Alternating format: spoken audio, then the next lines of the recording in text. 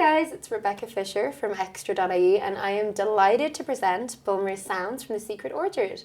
We'll be joined in studio by 16 of the biggest homegrown talents as we get to the core of what makes a rising star.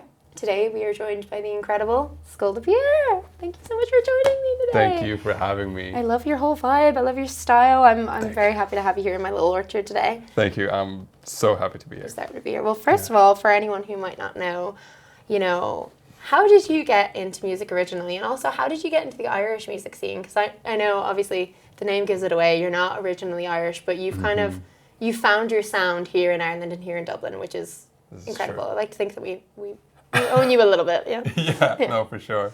Well, I started making music at 14, I think, and it was all thanks to this one guy called Wax.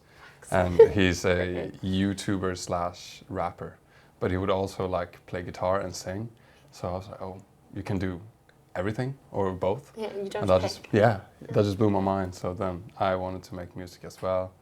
And then I studied music production in secondary school. Okay. And so then I started making my own beats and my own music. And then it just evolved from there. And then I came to Ireland to study at BIM, which I've been doing now for 2 full years. Wow. Shout out to BIM. Shout out to BIM. No, I just love it here. And then as I grow and as there's more experiences, so does the music. And then only in Ireland really have I been gigging, and it's so much fun. Yeah, I feel like it's like we've taken you under our wing, and we've you've got so many friends in the industry as well over here. It's like you're our honorary little Irishman, which I love. I feel like that's just stunning, and I love it. It's gorgeous. For sure. I have to ask because I feel like a lot of people want to know where does the name come from? Because I obviously know you're Pierre, but where does Scoil Pierre come from? So it's sort of like a bald pun. A balding pun. A balding pun? Yeah. Okay, fair. So I don't know if you're aware of Astrid Lindgren, which is a Swedish author. She did Pippi Longstocking. Oh, really? Okay, yeah. I did not know that. So there's a character in one of her books called Skalle Per, which means bald Per. Okay. And then when I started balding, my friend started calling me Skalle Pierre, which I thought was hilarious, of course. So I just made that my artist name. Yeah. And then I was like, okay, I'm going to be a little bit more international with it. And then I just made it Scoil Pierre because it sounds almost exactly like Scoil Pierre. You were like, take back the power. You can't call me this. I'm going to call myself it. My weakness, my strength. Oh, I love that. So obviously you were telling me a little bit about your influences growing up and in Sweden and all that. But, you've been here for a while. Has any Irish artist or any experience with an Irish act really influenced what you've been doing? Yes. Really? Well, so I came in to study music, right? Yeah. And the whole plan and the idea was to just be surrounded by musicians. And that's what I'm here doing. And it's just fantastic.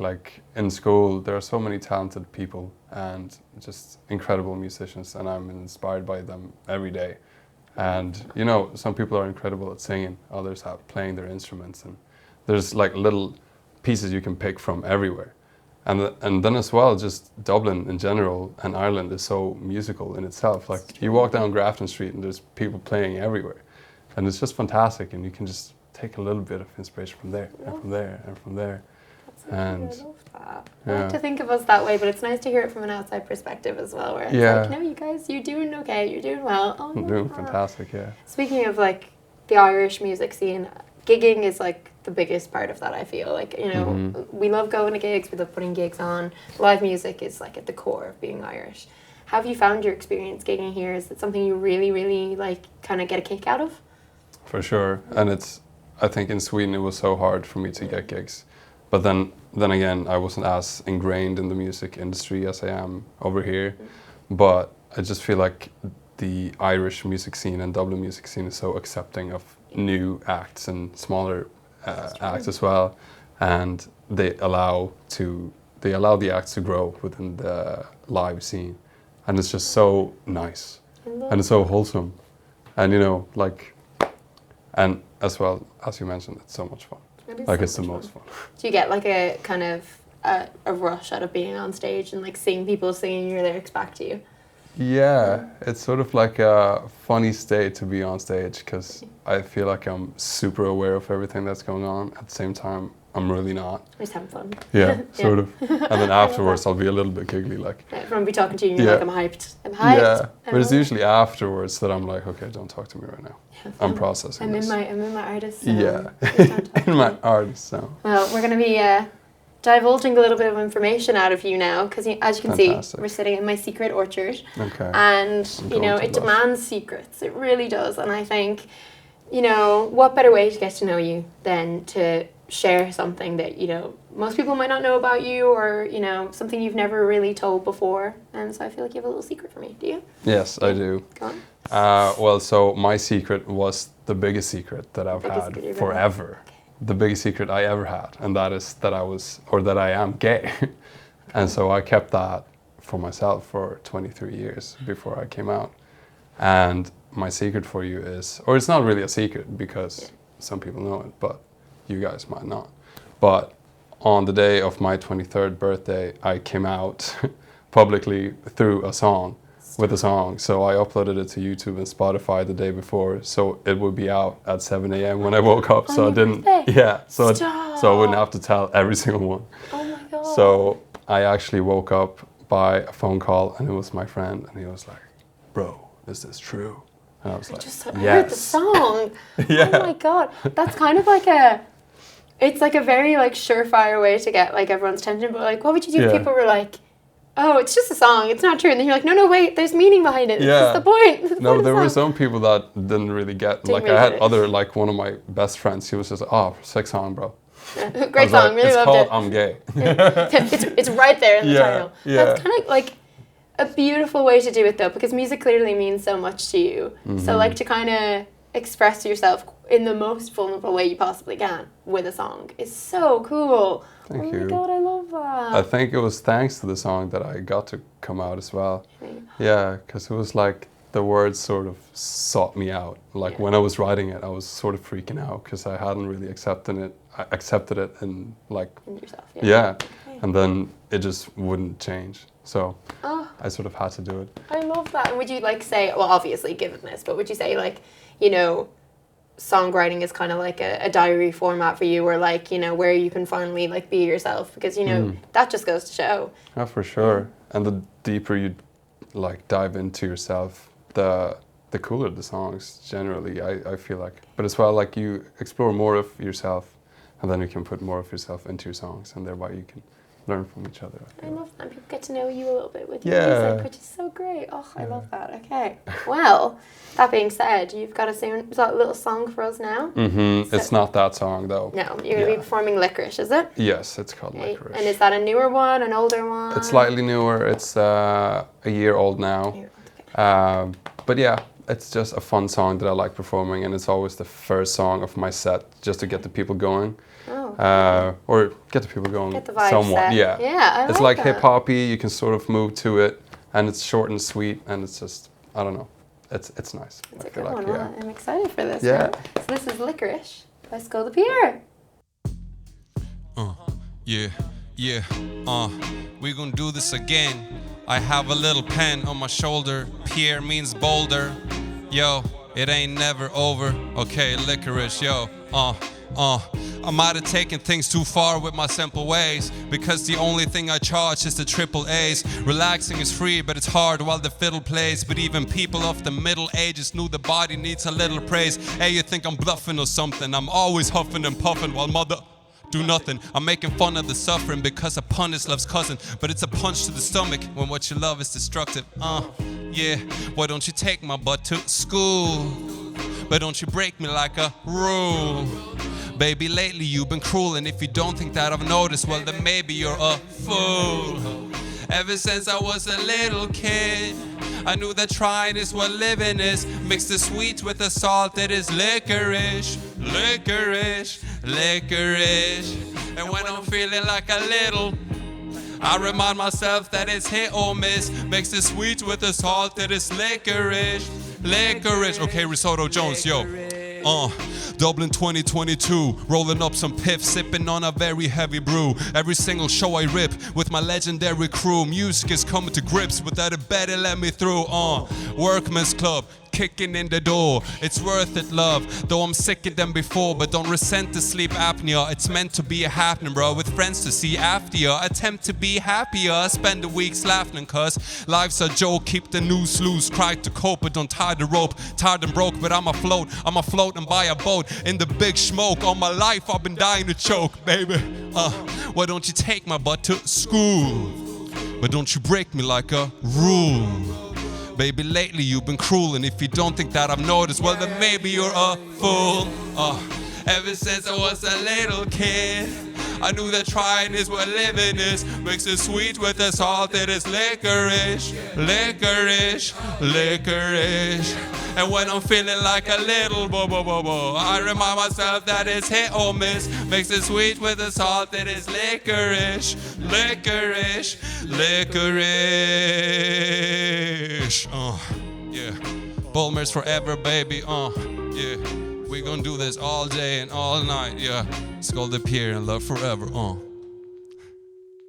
I can see why you picked that one to start your gigs, because that is a vibe. That is very much a vibe. Thank you, Rebecca. And it's nice to hear it in here and like a little bit more of an intimate setting as well, as opposed to like, you know, vibing on stage. It's cool. I like it. This was a very cool and different way of performing that song, yeah, and just performing in general. So I love that. Okay, well, speaking of performing, I want to ask you a little bit about kind of, you know, endless possibilities and dreams. If you could just pick one artist to like just support on their tour, or, you know, someone's coming to Dublin or they're coming to Sweden, they're like, I want Pierre. I want Pierre to open my gigs. Who would you like to support? ABBA. ABBA. You are not the first person to say ABBA. I love this. Would you do like actual ABBA in their old age, or their like hologram tour thing? I would get actual ABBA. Actual ABBA? Yeah. I mean, that's fair. Would you ever consider a Eurovision vibe? Do you think that would be your vibe? For one of my songs? Yeah, well, I don't know. Hell yeah. Yeah? Yeah. Okay. I don't know Alright. if you're familiar with Swedish Schlager. No. It's sort of like what ABBA started out with, and then it turned into this whole genre of like... Of music? Okay. Yeah, but it's, like in your words, it's a vibe. Okay. It is a vibe, so... Imagine that. We would try and get you to represent Ireland, but you'd obviously have to go home. But I'd be like, no, we want him. He's ours now. He came here, he came to BIM, he's ours now. Yeah. I love that. Well, okay, I'll have to get you on a Eurovision track. I love this. You've got another song for me? Yes, I do. Song. Would you like to tell me a little bit about this one? Yeah, so this song is called Danced in the Darkness, or Danced in the Darkness, okay. Chocolate within parentheses. It's a song that I wrote maybe 2020, I think, but it's one of those that just has been sticking with me forever. And it's one of my most well-written songs, in my opinion.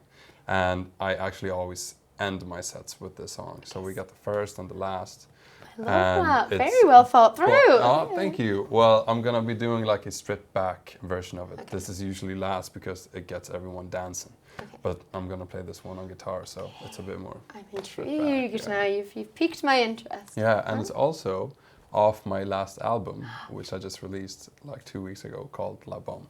Okay. And just I'm excited. Okay. Well, this is Danced in the Darkness by Skull de Pierre. So this is Danced in the Darkness, and it's off my latest album, La Bombe. You should totally go stream it. So we danced in the darkness and forgot about our hardships, because life is dark, but then in there, oh, it was chocolate. There was no one that could match my moves. Nature swayed with me as I grooved. And when the police came to shut us down, they could either join or turn around. 'Cause I should stop, but I cannot. So we danced in the darkness and forgot about our hardships, because life is dark, but then in there, oh, it was chocolate. Yeah, we danced in the darkness and forgot about our hardships, because life is dark, but then and there, oh, it was chocolate. I will dance, dance the night away. Sleeping is a game that I don't play. I can't see with my mind turned off. The dark comforts me, it's nice and soft. If you move to the beat, my love, you will see life is sweet, my love. So from the top, 'cause I can't stop. So we danced in the darkness and forgot about our hardships, because life is dark, but then and there, oh, it was chocolate. Yeah, we danced in the darkness and forgot about our hardships, because life is dark, but then and there, oh, it was chocolate. Yeah, we danced in the darkness and forgot about our hardships, because life is dark, but then and there, oh, it was chocolate.